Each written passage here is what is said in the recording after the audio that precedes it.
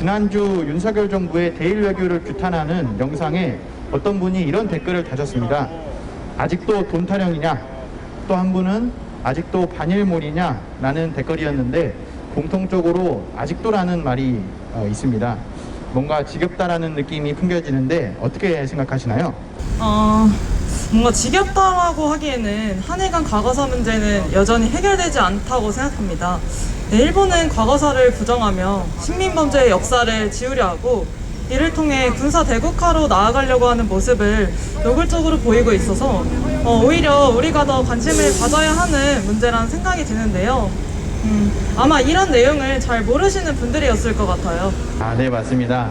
그래서 오늘 저희 도대체 한일 간의 과거사 문제는 어떻게 진행되어 왔고 지금 윤석열 정부는 왜 한일 관계를 개선하려고 하는지를 이야기 나눠보면서 한일 문제를 잘 모르시는 분들도 이해하실 수 있도록 해봅시다. 이 한일 과거사 문제 하면은 항상 등장하는 게 이 한일 협정입니다. 대체 한일 협정이 뭐길래 이렇게 자주 언급되나요? 네, 한일협정은 일본과의 관계 개선을 위해 1965년 박정희 정권이 맺은 협정입니다. 우리는 일제로부터 해방된 이후 일본과 수교를 맺지 않았습니다. 일본이 우리를 식민 지배했기 때문에 민중들의 정서나 국가적인 관계로 볼 때 수교를 맺을 수 없었던 것입니다. 네. 그런데 왜 갑자기 1965년에 한일 협정을 맺은 것인가요? 네, 그건 당시의 국제 정서를 살펴볼 필요가 있습니다. 당시는 냉전 시기로 미국과 소련 두 강대국이 체제 경쟁을 하고 있었습니다. 중국 또한 핵실험에 성공하면서 미국은 아시아 지역에서의 영향력을 한미일 간의 협력을 통해 확대하고자 했습니다. 그런데 한일 간에는 수교도 맺지 않은 상태였고 무엇보다 식민 지배에 대한 처리가 되어 있지 않았기 때문에 미국은 한일 간의 관계 개선을 강력히 압박합니다. 미국의 비밀 문서가 그러한 내용들을 잘 담겨져 있습니다. 한일 협정의 내용은 어떤가요? 한일 협정의 내용 중 가장 핵심적인 문제는 식민 지배에 대한 일본의 책임을 명시하지 않았다는 것입니다. 한일 협정 내용 어디에도 일본의 식민 범죄에 대한 사죄 및 책임을 나타내는 조항이 없습니다. 때문에 한일 협정이 일본의 식민 범죄에 대한 책임이 끝났다고 할 수 없습니다. 또한 한일 청구권 협정에 명시된 이 차관 및 원조금은 식민 범죄에 대한 배상 성격이 아닙니다. 차관은 해외 경제 협력 기금에 의해 행하여진다라고 명시되어 있습니다. 무상 원조에 대해서 일본은 독립 축하금이라고 표현을 했습니다. 자신들에게서 독립을 했으니 축하한다는 말인가요? 너무나 어이가 없네요. 그래서 한일협정 과정에서 수많은 민중들이 한일협정 체결 반대를 외쳤던 거군요. 64년 6월 3일에 학생들 또 시민들이 모여 한일회담 반대를 외치며 박정희 정권을 규탄했던 역사가 있는데 제가 그때 살았을 때도 이런 협정을 받아들일 수는 없었을 것 같습니다.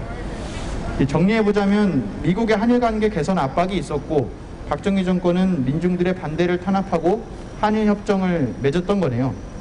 이렇게 보니까 비교적 최근 있었던 한일 위안부 합의 생각이 나네요. 맞습니다.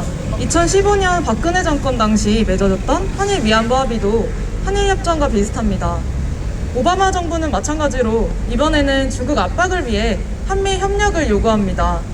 지금 미 국무부 부장관인 웬디 셔먼은 2015년 당시 국무부 차관이었는데 이때 정치 지도자가 과거의 적을 비난함으로써 갓산박수를 얻는 것은 어렵지 않다라는 발언을 했습니다.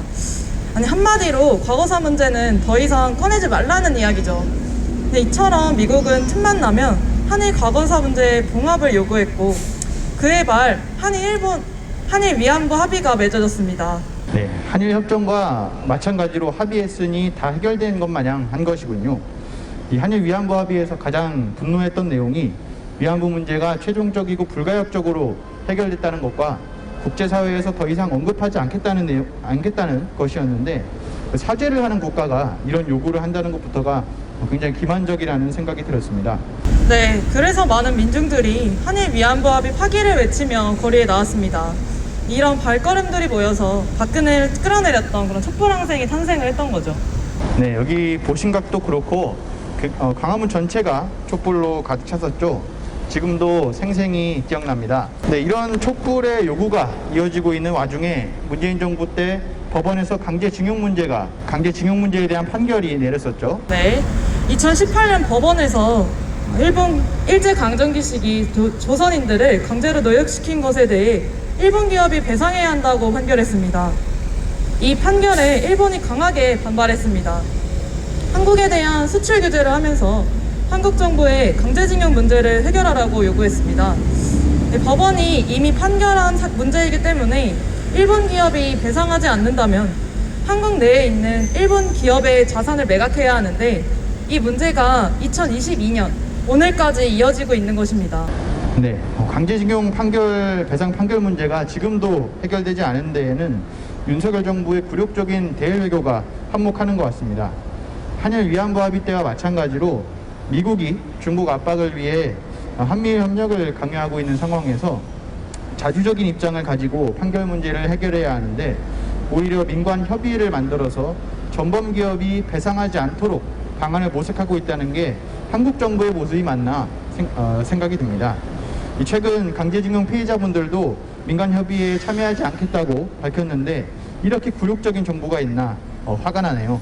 정말 미국의 중국 압박을 위해 우리가 왜 과거사 사죄가 없는 일본과 관계를 개선해야 하는지가 의문입니다.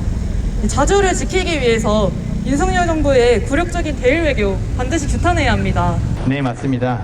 오늘 이 박연수 회원님과 한일 과거사 문제와 윤석열 정부의 대일 외교에 대해 이야기 나눠봤습니다. 오늘 얘기 나눴듯이 한일 과거사 문제는 현재 진행형이고 일본은 식민지배 사죄, 배상은 없이 오히려 평화헌법 개정을 시도하면서 군사 대국화를 추진하고 있습니다. 그래서 아직도 과거사 문제가 아니라 지금도 과거사 문제입니다. 앞으로도 유익한 내용 가지고 이야기 드리겠습니다. 감사합니다. 감사합니다.